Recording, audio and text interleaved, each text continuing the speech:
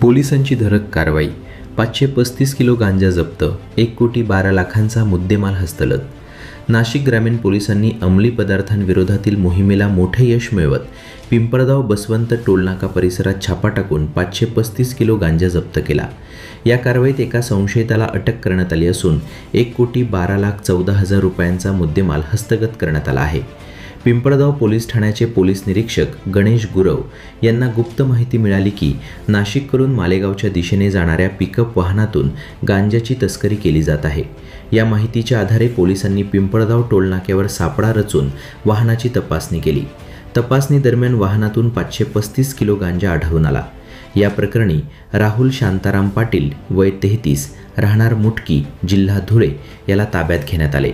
या प्रकरणी पिंपळगाव पोलीस ठाण्यात गुन्हा अन्वये NDPS कायदा कलम अंतर्गत गुन्हा दाखल करण्यात आला आहे. आरोपीला अटक करण्यात आली असून त्याच्याकडून 535 किलो गांजा, पिकअप वाहन, मोबाईल फोन आणि रोख रक्कम असा एकूण 1,12,14,000 रुपयांचा मुद्देमाल जप्त करण्यात आला आहे. नाशिक ग्रामीणचे पोलीस अधीक्षक, अपर पोलीस अधीक्षक मालेगाव व अपर पोलीस अधीक्षक नाशिक ग्रामीण यांच्या मार्गदर्शनाखाली अवैध व्यवसाय व अंमली पदार्थांच्या तस्करीविरोधात सुरू असलेल्या विशेष मोहिमेअंतर्गत ही कारवाई करण्यात आली. या कारवाईत पोलीस निरीक्षक गणेश गुरव, सहाय्यक पोलीस निरीक्षक रोहिदास भोर, सहाय्यक पोलीस उपनिरीक्षक चारोस्कर, अंमलदार प्रशांत उगले, पोलीस हवालदार शिंदे व निकम विकास वाळुंज यांनी मोलाची भूमिका बजावली. पोलीस निरीक्षक गणेश गुरव यांनी नुकताच पिंपळगाव पोलीस ठाण्याचा पदभार स्वीकारला आहे.